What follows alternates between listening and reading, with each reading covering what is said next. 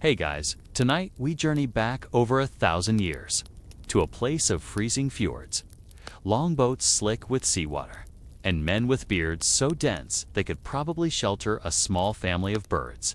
But it's not their swords or ships that catch your eye first. No, it's their teeth. Grooved, filed, maybe even shimmering with bits of metal. Imagine staring down a warrior.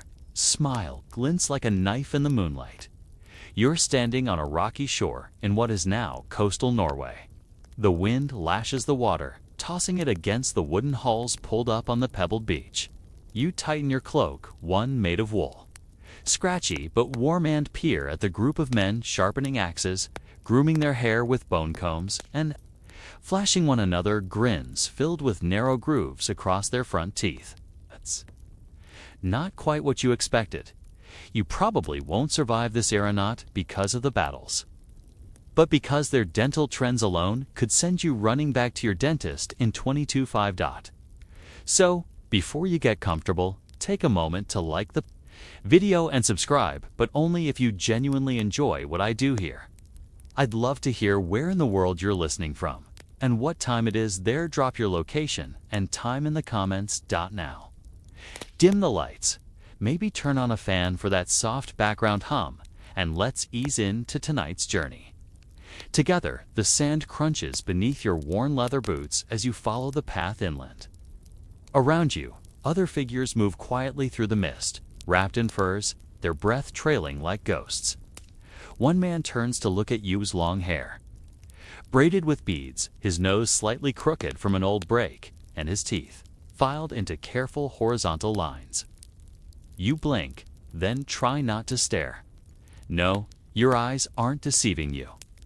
His teeth are real, and they've been deliberately modified. These aren't dental accidents. They're statements, symbols, maybe even warnings. Archaeologists have uncovered Viking Age skeletons in Sweden bearing file-tooth grooves, mostly across the upper front teeth. These weren't chipped from a tavern brawl. These were precise, parallel cuts, done with care, repeatedly, and probably painfully. But why? Was it for pain tolerance? To look fearsome? A rite of passage? Historians still argue whether these grooves were purely cosmetic, ritualistic, or both. You find a spot beside a fire, warming your hands as smoke curls up toward the overcast sky. A local man tall, with eyes like river ice, leans in and offers you a chunk of dried fish. He smiles again. Those teeth. Up close, you can see faint discoloration in the grooves. Traces of something darker. Resin, dye. Some researchers believe Vikings used pigments to darken the grooved enamel, turning their smiles into tribal badges. Others suggest the grooves may have held metal inlays, teeny fragments of bronze or gold hammered into the teeth, like mini mosaics. Picture that. Jewelry embedded directly in your face. The fire crackles. The man says something you can't understand, laughs, then tosses a small bone comb toward another warrior with an impressive fur mantle. They're grooming, laughing, preparing for what? You're not sure. But everyone has clean hair, clean nails, impeccably maintained clothing, and those decorative dental features.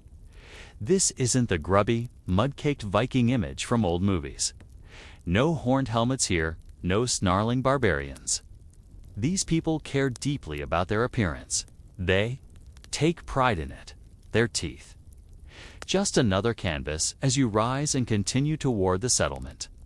You pass a young woman wearing a cloak stitched with red thread and lined with Arctic fox fur. She, too, smiles at you, but her teeth are untouched. Perfectly white, no grooves. Interesting? Tooth modification seems limited to men, especially warriors. A social marker? Maybe. Or perhaps a tribal custom tied to a specific region or community. Some archaeologists have linked the practice mostly to areas around present-day Skane, Sweden. But even then, the sample size is small. It's hard to say how widespread this was or whether it marked status, courage, or just a bad teenage trend. Still, you can't stop wondering what the process was like. No modern drills, no anesthesia, just stone tools and determination. Someone would have to sit there very still while another person painstakingly carved fine lines into their incisors. You wince just thinking about it. Not exactly a spa day, and yet, the man by the fire seemed proud of his grooved teeth. There was no shame, no discomfort, just confidence. The way modern people show off tattoos or piercings, perhaps, or custom grills. Some things don't change, even across centuries. A sudden gust rattles the wooden beams of a nearby hall. You duck inside. The scent of roasted meat and smoked pine fills the room. On the walls, shields hang like decorative plates. A few men sit near the hearth, sharing stories. One gestures with a knife, the other replies, grinning wide. Their teeth gleam in the firelight. Another warrior leans back against a carved beam, chewing something slowly. He catches your gaze and smirks. His grooves are deeper, more defined. He might be older, or more experienced, or just bolder with the chisel dot outside. The sky begins to darken. Another day slips into memory, like the countless tales passed down in these mead halls. And still, you wonder, were these grooves meant to intimidate enemies? Or to impress friends? Were they clan-specific? Or simply personal flair? Historians still puzzle over it. But one thing's clear. These weren't casual changes. They were deliberate choices. Identity etched into enamel.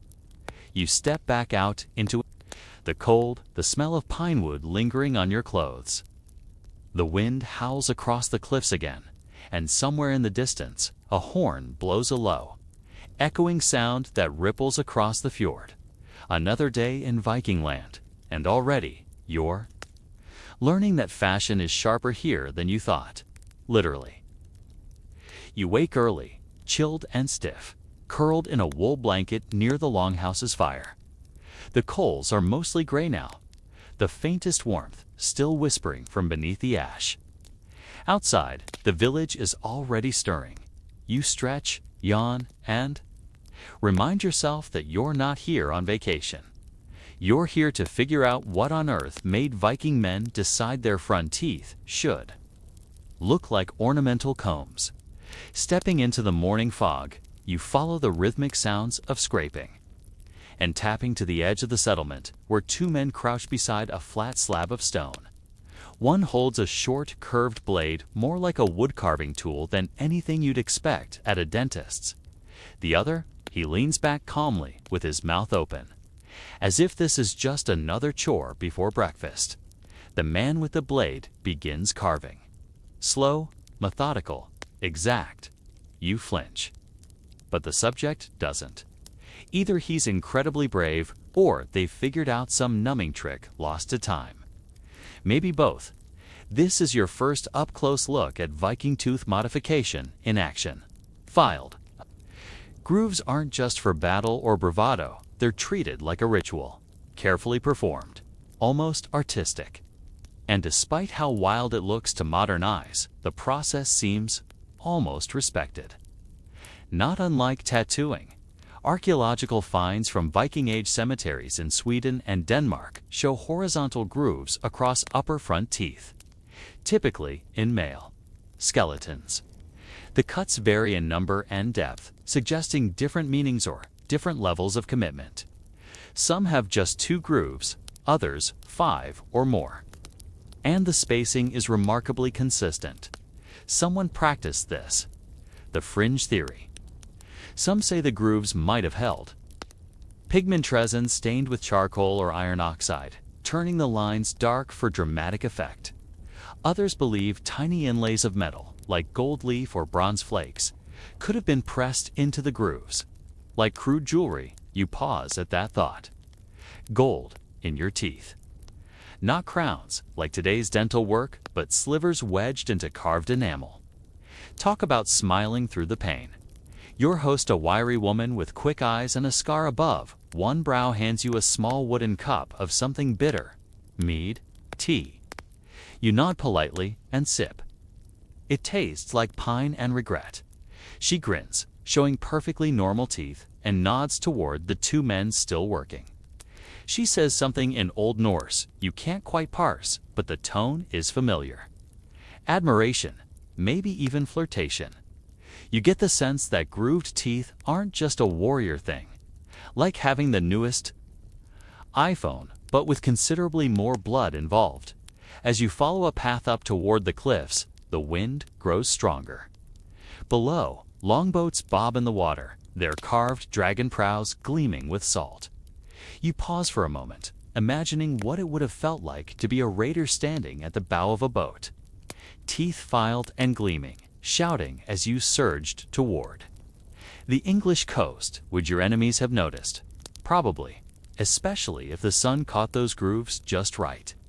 One historian proposed that these markings may have acted as identifiers, tribal, familial, or ceremonial. Think of them like heraldry, but in your mouth. And unlike a shield or tunic, your teeth never come off. That smile. It travels with you from battlefield to grave, but not everyone's convinced. Some scholars argue the grooves were symbolic, rites of passage, maybe, like earning a tattoo after your first raid, or a badge you wore inside your own skull.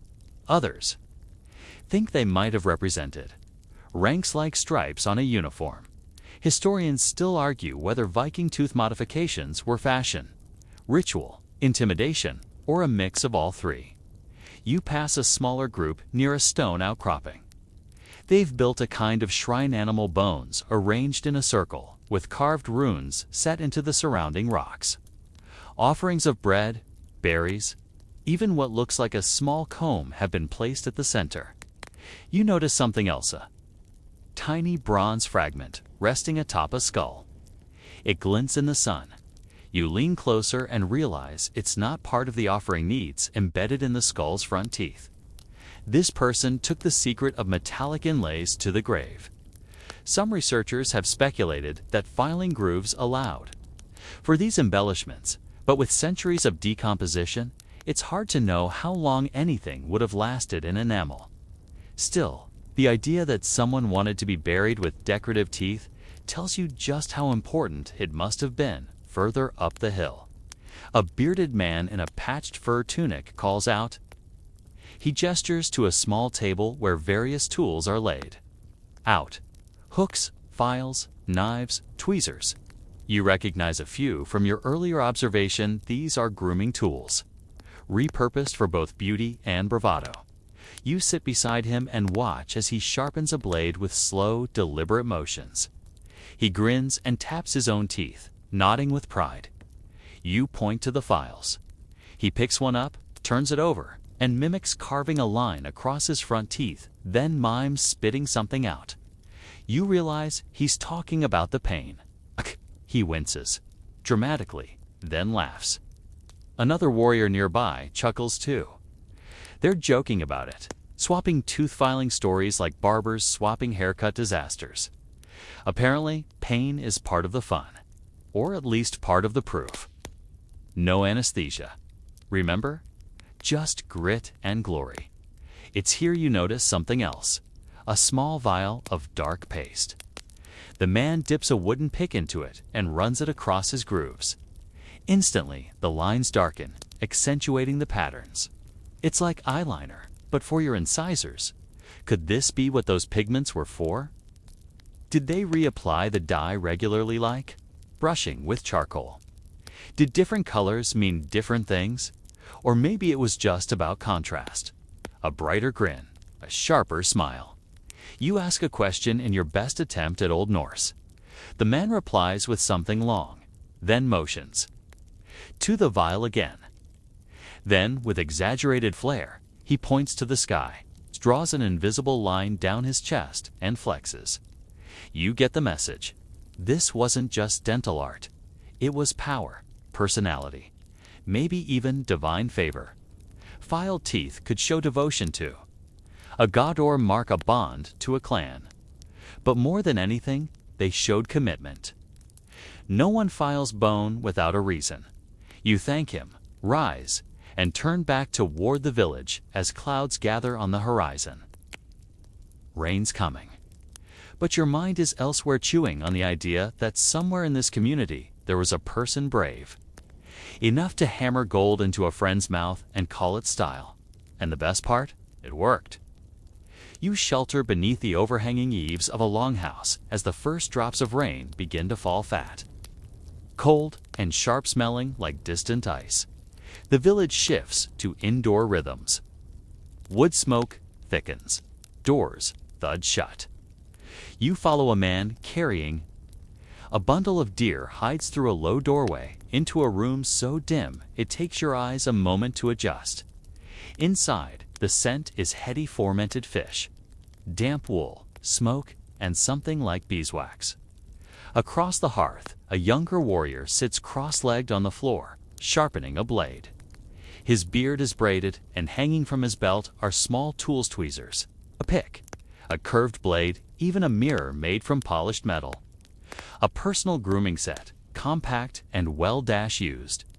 This isn't an anomaly. Vikings were weirdly into hygiene. Roman historians like Adam of Bremen and Arab travelers such as Ibn Fadlan, who actually met Vikings along the Volga, marked on how obsessively clean they were, bathing once a week, combing hair daily, carrying small grooming kits. Ibn Fadlan was horrified, but also clearly impressed. "They are the filthiest of all God's creatures," he wrote, just after describing how carefully they bathed and styled their hair. Mixed signals there. Ibn. You settle into a corner, trying to avoid the drifting smoke. Someone hands you a horn of mead, sweet, sharp, and warm from body heat. As the storm patters against the roof, your thoughts drift to the unexpected. These are people who traveled thousands of miles, raided and traded across continents, and yet carry tweezers with the same reverence as swords. One woman unpacks a small chest filled with combs, carved from antler, beautifully shaped, with delicate curves and notches. She polishes each one with a rag dipped in some sort of oil. Another man applies something sticky to his scalp, probably pine resin, maybe mixed with lard. Hair gel, Viking hair gel. There's a reason combs are one of the most commonly found Viking artifacts. They're everywhere. In graves, in homes, in trash. Heaps. Some had runic inscriptions. Others were decorated with tiny carvings, birds, serpents, spirals. Grooming wasn't optional. It was part of the daily rhythm. Part of social life. And yes, likely part of courtship. Historians still debate whether this obsession with grooming had spiritual roots or was just a cultural norm, but either way it mattered. And your teeth. They were part of the grooming game. You watch as the young man near the hearth pulls out a curved bone pick and begins gently scraping between his teeth. His grooves catch the light, deep and defined, maybe 4 or 5 across his front incisors. You wonder if he did them all at once or added one for each successful raid. Could that be a system? Like tally marks etched into your own skull. A soft snore rises from the far side of the room. Someone's dozed off near the wall, their head resting against a fur-wrapped shield. The flicker of firelight dances across their face, and for a moment you see the outline of filed teeth even in sleep. This isn't a one-off, it's a pattern. You start noticing the signs everywhere, small pots of dye, careful gestures over combs, groups sharing grooming supplies. You even spot someone heating the edge of a small iron tool in the coals. Branding tool or dental sterilizer? Hard to tell. You try not to think about it. Outside, the rain has eased. The sky is still iron gray, but a break in the clouds lets a shaft of light cut through the mist. You step out, following the stone path to another structure, this one smaller, more ornate, with carved lintels and a thick hide stretched across the entrance. Inside, a different scene unfolds, a kind of communal prep space. Bowls of herbs, oils, beeswax, ash, a row of polished bone needles. And at the back, a young man sits still as a stone, while another carefully applies something dark to his teeth with a tiny brush. It's pigment, clearly.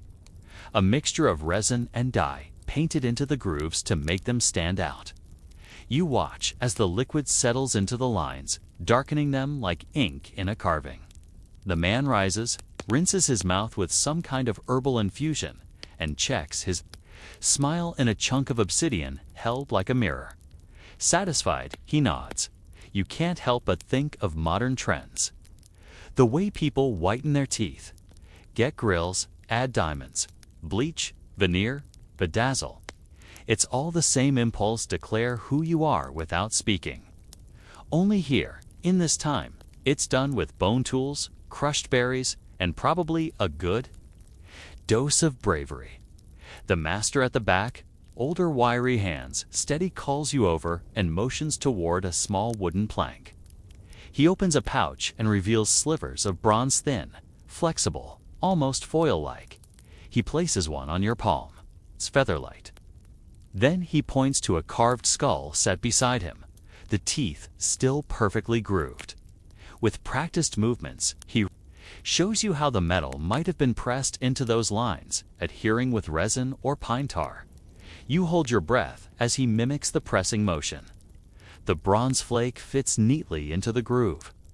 You can imagine it catching the light, sparkling just faintly when a warrior grins across the campfire.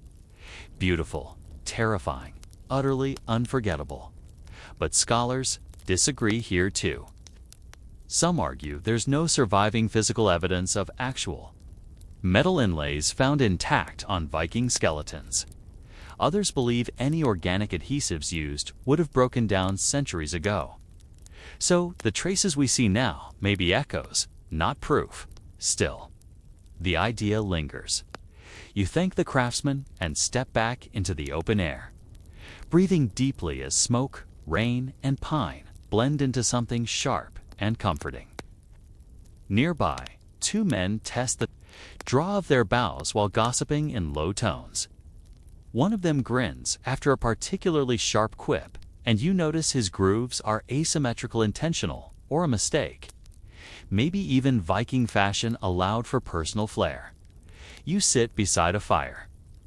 As dusk creeps in, letting the warmth settle into your clothes, another warrior offers you a bit of dried apple and grins wide, proudly showing teeth that say more than words ever could. Here in this cold, distant place, surrounded by sea and stone, you finally start to understand Viking grooming wasn't about vanity, it was about identity. And that smile.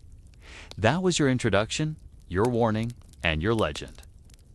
The morning finds you aboard a Viking longship, tucked near the prow beneath layers of furs, the creaking of oars overhead gently waking you. The ship glides over the river's surface like a blade drawn across silk, smooth but purposeful.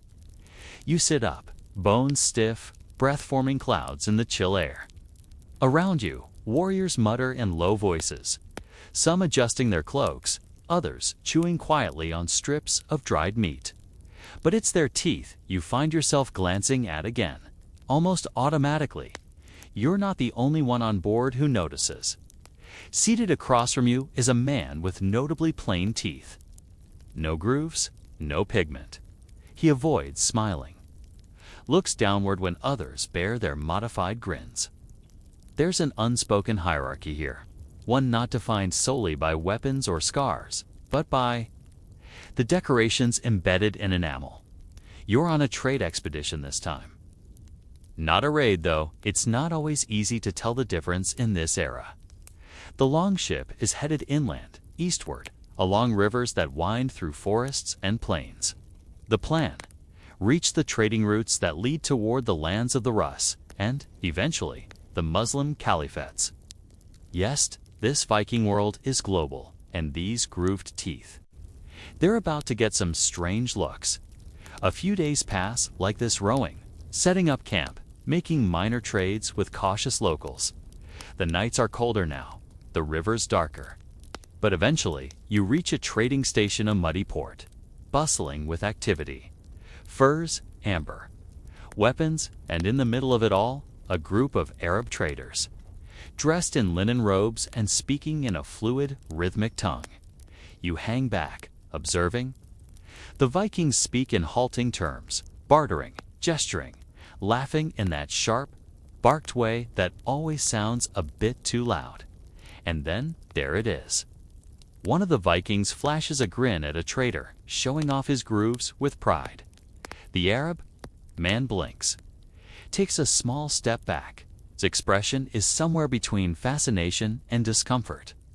And you get it, Ibn Fadlan, a 10th century diplomat of the Abbasid Caliphate, famously described the Rus often associated with Vikings as tall, beautiful, and incredibly strange.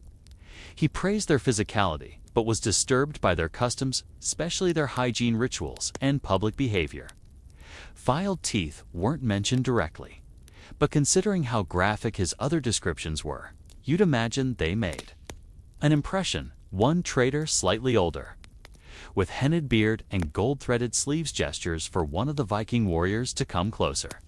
He peers into the man's mouth, nods slowly, then offers a bag of coin for the man's belt buckle.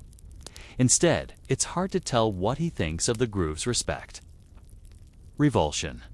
Either way, he's seen something he won't forget.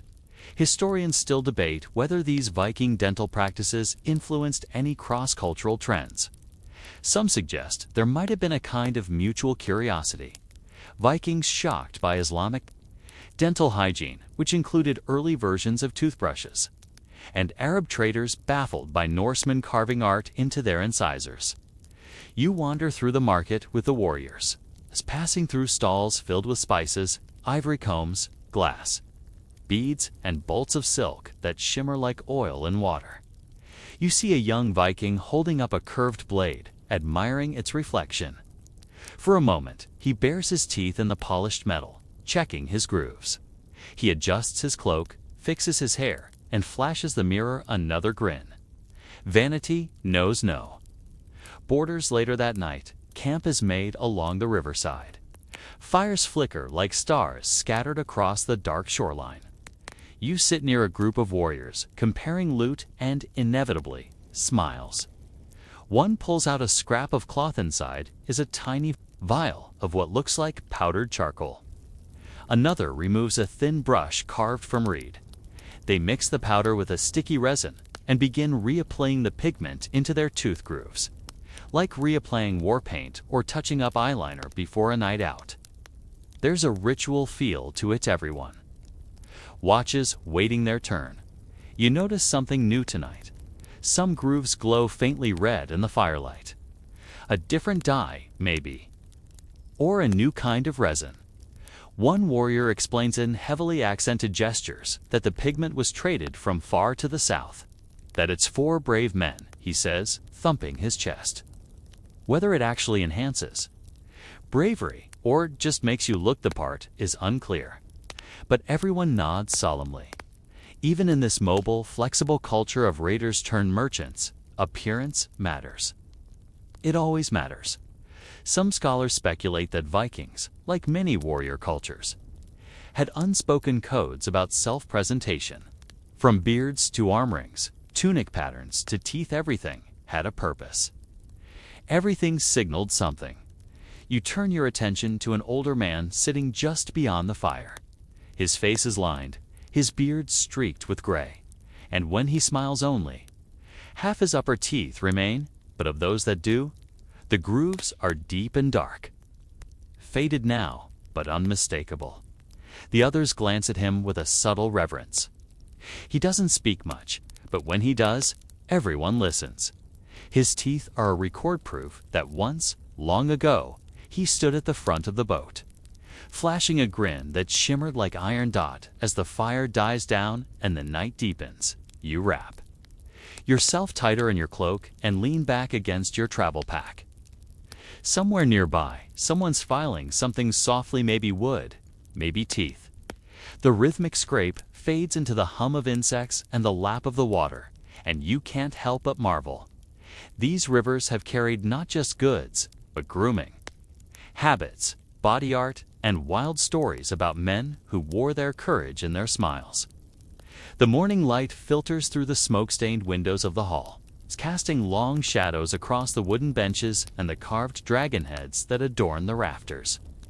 You find yourself drawn once more to the men gathered hero men, whose smiles speak louder than their weapons. One catches your eye, standing near the fire, the gold leaf glinting faintly from his grooved teeth. It's subtle, but unmistakable, gold in teeth. It sounds like a mad idea from a metalhead's dream or a Viking's fashion rebellion. But the evidence is tantalizing. Archaeologists have uncovered fragments of gold foil among Viking burial goods. And some skulls show signs of grooves that could have housed such precious metal. You wonder how it would have felt to wear tiny slivers of gold in your mouth, the way you might wear a signet ring or a pendant. The weight, the cold against enamel, the catch of firelight during a feast or a fight. Could this have been a status symbol, a nod to the gods, or just a bold fashion statement? You learn from a storyteller sitting nearby that some believe that gold leaf was linked to Thor, the thunder god, whose hammer was said to flash like lightning. A gleaming smile might have been a sign of divine favor, a way to channel strength and protection. The grooves themselves, sometimes arranged in patterns, could have served as a kind of talisman, worn proudly like armor. But not everyone agrees. Historians still debate whether these gold leaf inlays were widespread or rare luxuries. Some think they may have been reserved for chieftains or shamans, while others believe the shiny bits were simply decorative flourishes by daring individuals. After all, in a culture that prized individual valor, why not? As you listen to the tale, your eyes wander over the hall's decorations, runes carved into beams, tapestries woven with swirling patterns, and a tapestry of faces etched into wood. Each face is unique, like a map of stories told around countless fires. The thought occurs, maybe these dental decorations were part of that storytelling, not just personal identity, but communal myth. Wearing the gods' favor on your teeth means you carry their story wherever you go. Later, you watch a warrior preparing for a feast. He picks up a small knife and runs it gently over his grooves, then places a thin sheet of gold leaf into one of the lines. With a deft press of his thumb, it adheres to the enamel, catching the light with every smile. There's a kind of quiet ceremony to this act, like placing a crown on your head or a sword at your side. You ask about the safety of such adornments. Wouldn't sharp metal hurt the gums or tongue? The warrior shrugs and smiles, revealing a glittering grin. Pain is part of beauty, he says with a wink. You laugh softly, reminded of modern expressions like beauty is pain. Seems some things never change. As the night unfolds, the hall fills with music, laughter, and the clinking of cups. Men and women alike share stories, dance, and feast. The gleam of gold teeth catches your eye repeatedly, flashing in time with the firelight and the music. You reflect on how smiles have long been tools of connection and power. These Vikings, fierce and far-traveled, crafted theirs with care, embedding identity, myth, and status into every groove and inlay. You close your eyes for a moment, imagining your own teeth sparkling with gold, a symbol of strength and belong quietly shining beneath the northern stars. You rise before dawn, the soft glow of embers barely lighting the longhouse as the village stirs around you. Outside, the cold bites at your skin, and the silence hums with unspoken anticipation. Today, you're thinking not about glamour or gold, but the real questions swirling around Viking hygiene and dental care. You remember the stories from the fire of grooming kits and pigment, but now you wonder how much of this was fact, and how much the product of romanticized myth. Historians still debate whether the legendary Viking cleanliness was as spotless as some sources suggest. Some medieval chroniclers praised the Norse for their weekly baths, remarkable for the time. Others, especially from more conservative Christian regions, painted them as wild barbarians. The truth likely lies somewhere in between. You peer into a small wooden box, discovering bone tweezers, combs, toothpicks, and tiny scrapers. These aren't just grooming tools, they're evidence that Vikings cared deeply about personal hygiene, especially compared to many contemporaries. It's easy to imagine a warrior carefully filing teeth grooves, then cleaning away blood and debris with a slender pick. There's a peculiar charm to it all. Like discovering your rough-and-tumble ancestors were secretly meticulous about their appearance.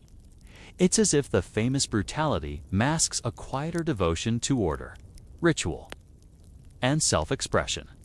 Some fringe theories suggest Viking tooth filing was partly to stave off toothaches, or to make biting more efficient in battle. Others argue it was purely decorative, one more way to stand out in a sea of warriors.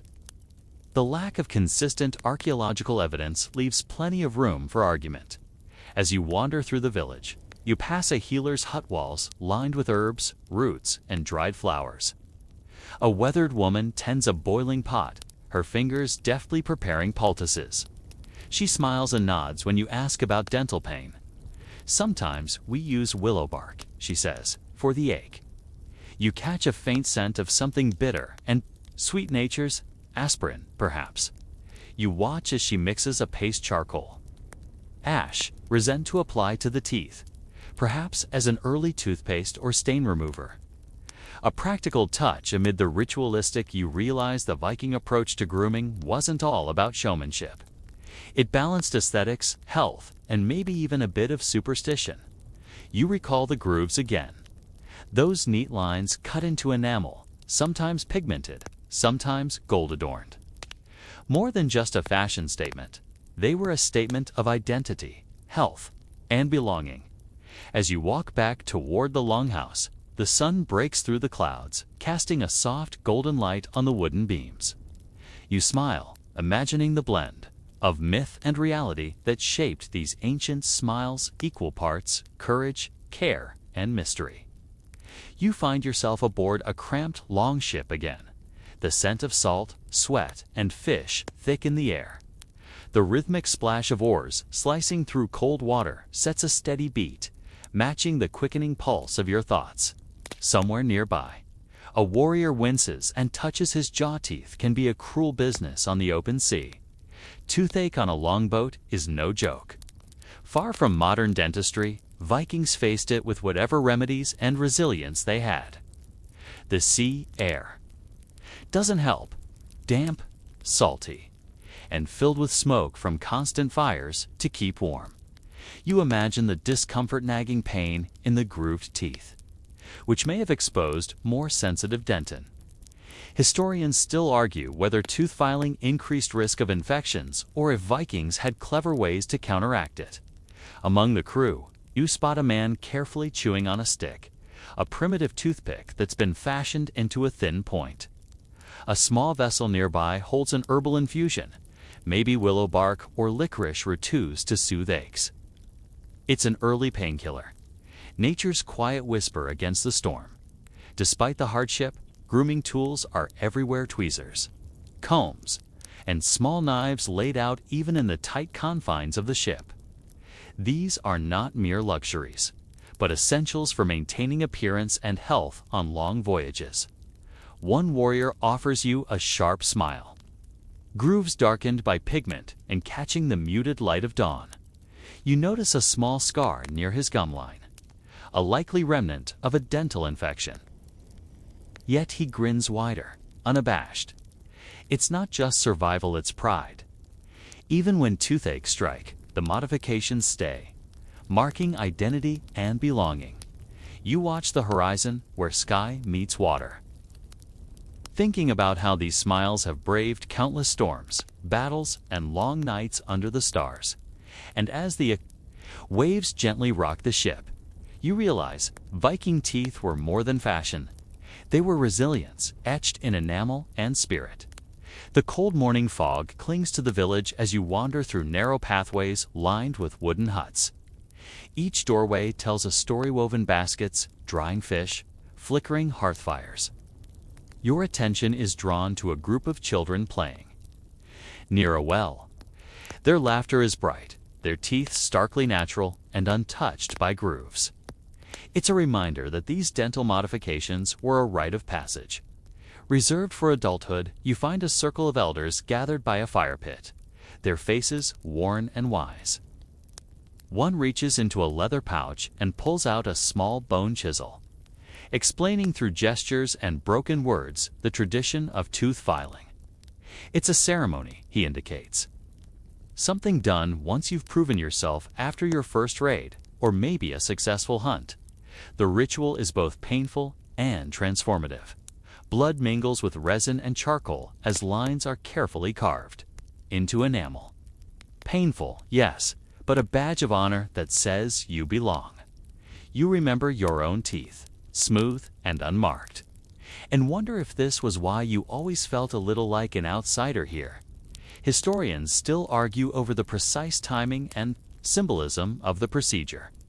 Was it a marker of maturity, a spiritual cleansing, or a mark of status? Likely all and none of these at once. Nearby, a healer prepares a soothing balm from crushed herbs, willow bark, and Hania natural remedy for the aches that follow the filing. You watch as she gently applies the paste to a young warrior's gums, her touch soft and steady. The community around you thrives on a delicate balance of ritual and practicality. Grooming is not vanity, but a social glue, a way to connect, express, and endure as the sun warms the earth. You feel a gentle sense of calm settling over the village. The grooves in Viking teeth, once strange and startling, begin to seem less like odd fashion and more like a quiet testament to belonging and bravery. The village awakens slowly beneath a pale dawn, dew glistening on the woven mats and wooden walkways. You wander toward the smithy, where the rhythmic clang of hammer on metal echoes through the crisp air.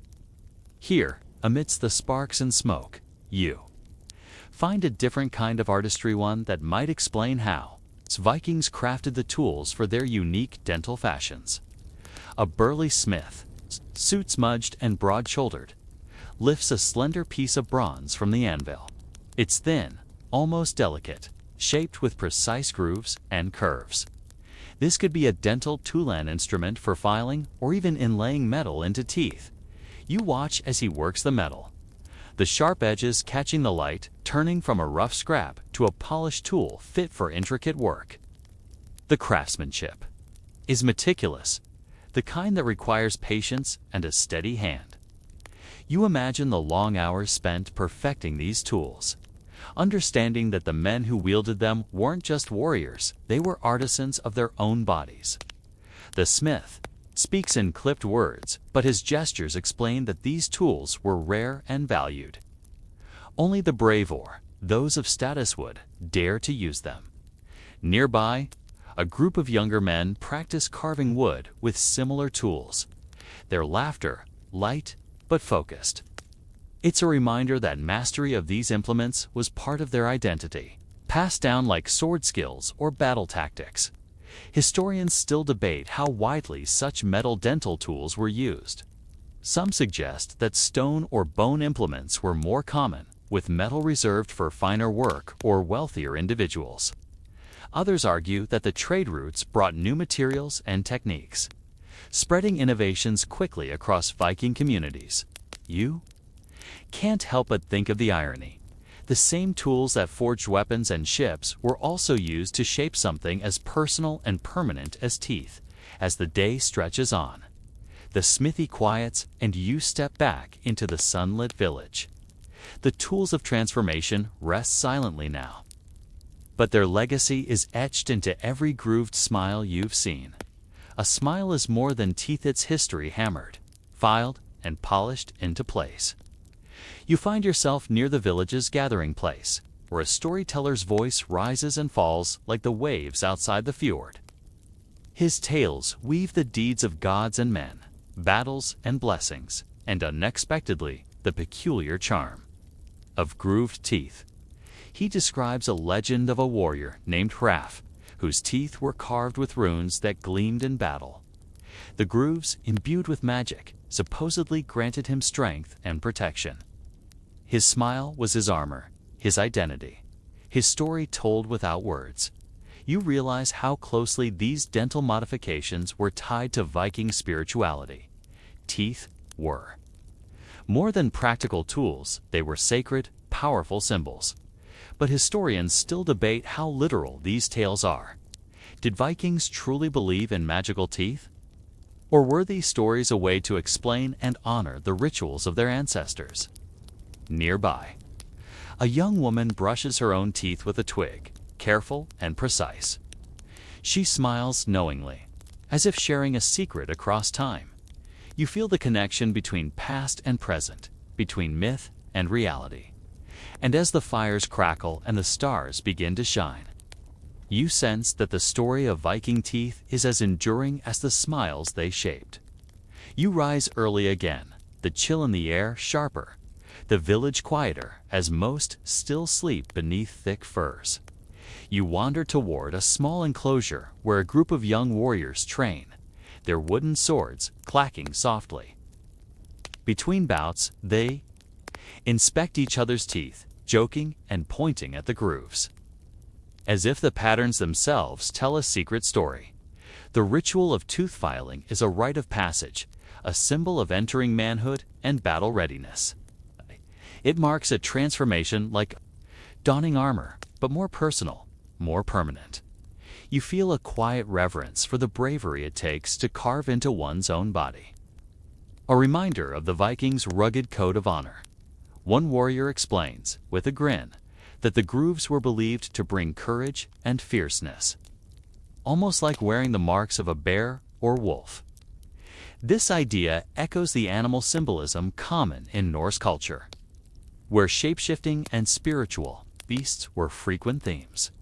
Historians still argue over whether the grooves had protective or supernatural qualities, or were simply fashion.